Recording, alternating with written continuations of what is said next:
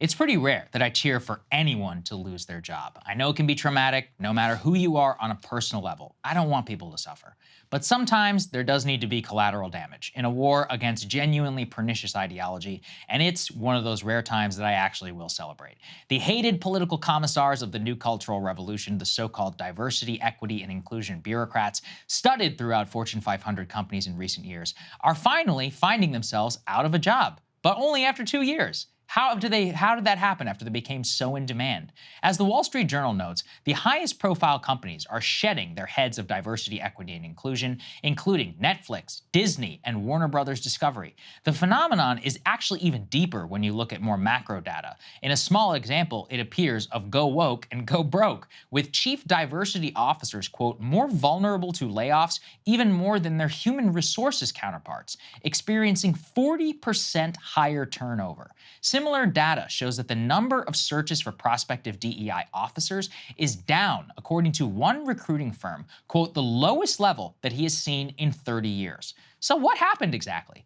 To understand the fall, you have to understand the rise. DEI bureaucrats are rooted in the affirmative action regime that was struck down recently just from college life. For decades, racial-obsessed colleges have indoctrinated millions into believing that the only real and valuable way to measure diversity is race, and race alone. Like any indoctrination regime, it needs political commissars, hence the birth of critical race theory and gender ideology, which are now going their way through the public school system.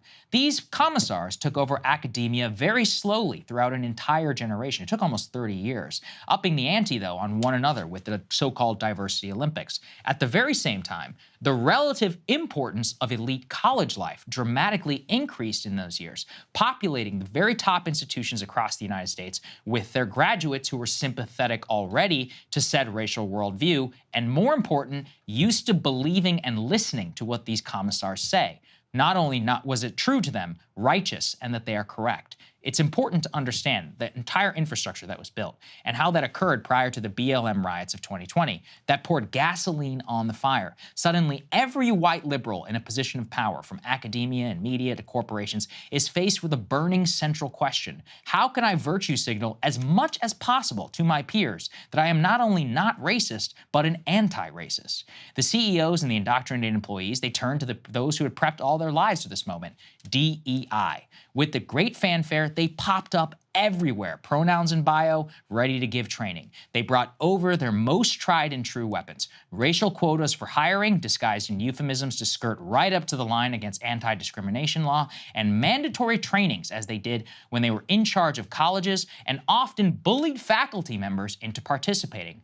Mandatory DEI trainings are now well known over the last 3 years in corporate America. And what do these trainings actually do? As Jesse Singal explained just a few months ago, quote, they often gear more towards sparking revolutionary understandings of race relations than solving organization-specific problems. They often blame white people or their culture for harming people of color. Signal cites one activist, Tema Akon, her work that cites concepts like objectivity and worship of the written word as characteristics of white supremacy culture, or Robin DiAngelo of white fragility fame, whose explicit goal is to make white participants, quote, uncomfortable in their trainings. As far back as 2016, the Harvard Business Review did a systematic analysis of mandatory diversity trainings in corporate life to show us the effects. The so-called positive effects last no longer than a day or two.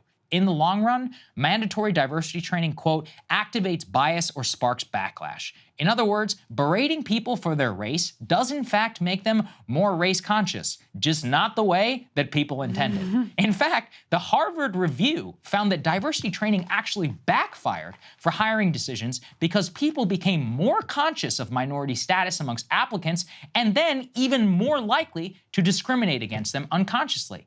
None of this research stopped companies from jumping on the bandwagon, exploding perhaps one of the worst industries in modern American history. A report issued just a few months ago from global industry analysts estimates that while DEI will take a hit, the global market for training is some $25 billion by 2030. The US market alone is estimated at $4.3 billion in 2022, likely to still grow year over year.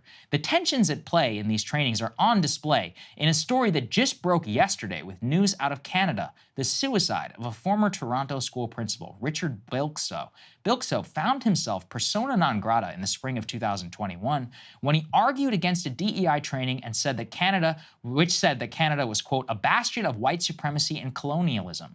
He eventually was harassed repeatedly on Twitter and publicly by these DEI trainers in question and their supporters, and according to his friends, he never recovered from the public smearing of him as a racist. He killed himself just 4 days ago. So how do we avoid such tragedies? How can we achieve a more opportune society, which best meaning people in diversity business actually do want? For this, we can actually turn back to the Harvard Business Review for intuitive advice, which is profound nonetheless. How do you get people to believe more in diversity? You put people together on teams where they have to work together in equality. Contact alone is a proven way to make people come away less, quote, unbiased, especially, like I said, if they're working on equal footing and can view each other as human beings. That's usually the answer to many of our woes as a society. Just talk to people on an equal footing. It doesn't take long. You got to see how much you have in common. It's actually a human trait that we should strive to foster rather than the other one, a learned one. When someone's yelling at you to accept something that you will usually try your damnedest then not to acquiesce. To get away from that, you need to fire a lot of these DEI bureaucrats. You need to let people be people, because I really think it's as simple as that. Isn't that a profound finding? Hey guys, obviously I had a lot of thoughts on what Saagar had to say there. So if you want to see my thoughts on this monologue and every other Saagar monologue, make sure you subscribe at breakingpoints.com.